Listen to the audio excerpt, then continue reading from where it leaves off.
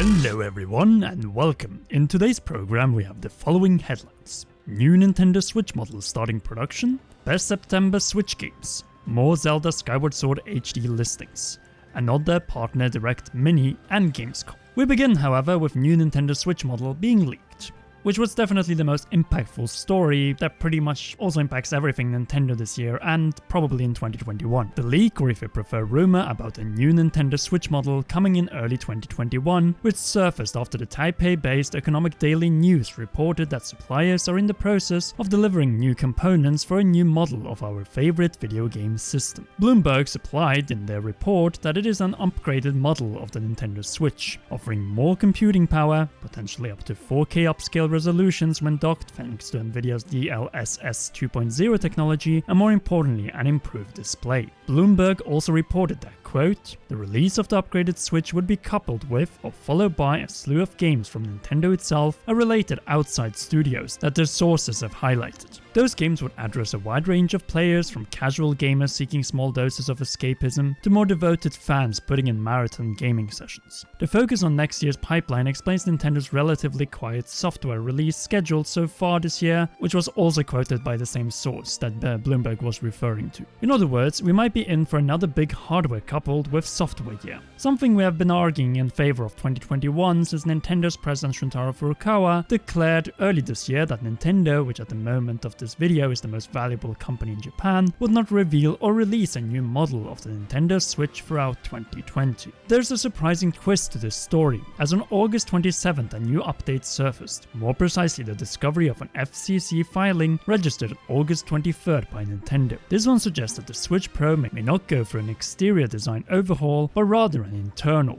Specifically upgrades to its system on a chip or SoC, memory, and most importantly a new CPU board. WCCF Tech reported that Nintendo writes in their filing to the FCC that, quote, request a Class 2 permissive change for FCC ID BKE HAT002 originally granted on the 18th of April 2017 and all its permissive changes. We changed the following points from the original model: change of SoC, change of memory, and CPU board is changed due to the above two components. Since there's no change in shape of the enclosure and the component layout related to RF characteristics, including the antenna between the original model and the new model, the SAR testing on the new model is not required and is waived. The filing was also supplied by images comparing the change of the key components. It appears that things are about to get in motion, and this subject does deserve a more detailed deep dive as it has greatly impacted 2020's first-party lineup and turned 2021 into probably a beast of a Nintendo year. But for now, let's get over some more recent releases, and more precisely, September Nintendo Switch games. September, much like August, lacks first-party Nintendo releases, but does have some solid third-party games to offer, so let's go quickly over them based on their release dates, and we begin with Spellbreak. First up is Proletariat's new third-person action fantasy multiplayer free-to-play battle royale game, Spellbreak, which is launching on September 3rd on the Nintendo Switch and other systems as well. This promising title got its launch trailer recently and looks like a lot of fun, though the free-to-play aspect might be a trap for pay-to-win, but we'll not know if it will be closer to Fortnite's monetization system or more cynical examples until the launch. What is great about the game is the art style, character design, the different battle mage classes,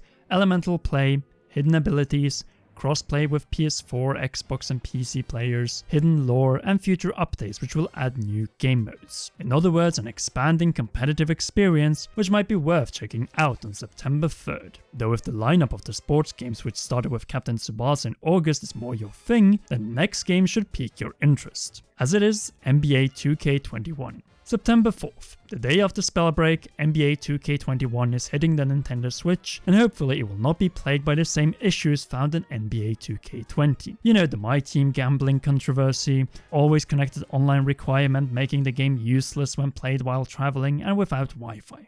The franchise itself is solid, but sadly with the greedy practices of 2K20, we hope that 2K has taken the feedback to the heart and will deliver an experience that will make it worth the entry fee and give us a complete basketball experience that can be enjoyed on the go. Wait for reviews on this one or a price drop as the 2K games quickly drop in price. If you're not a big fan of sports games and rather want something more retro, then the next game might be perfect for you. Meganoid. the masterful Steam platformer gem from 2017, which was again a reboot of a mobile game, is coming to the Nintendo Switch on September 8. If you're into challenging platformers with some roguelike elements, multiple paths, power-ups, collectibles, then this game is definitely the title for you. However, Meganoid isn't the only promising title launching on September 8, as it is also joined by Avicii Invector Encore Edition. Avicii, real name Tim Bergling, was a true EDM legend, and before his passing in 2018, he teamed up with Swedish developers Hello There Games to deliver an interactive way to experience his musical creations. The result of this collaboration was Avicii Invector. The original version of this rhythm action game launched in 2017, but was after Bergling's death re-released to include songs from his last album, Tim. All in all, Invector Encore Edition includes 25 of Avicii's biggest hits such as Without You,